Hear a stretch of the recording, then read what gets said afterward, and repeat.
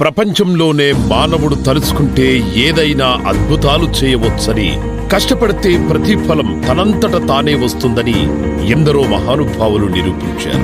అలాంటి సంఘటనే మన తెలంగాణలో కూడా ఉంది. తన దృఢ సంకల్పంతో, అవిశ్రాంత కృషితో, సాధించాలి అనే తపనతో తన అంగవైకల్యాన్ని జయించి కోట్ల మందికి ఆదర్శంగా నిలిచారు. అతడే Dheerabad Mahesh Nayak, BDCA Indian test team captain, volleyball international player.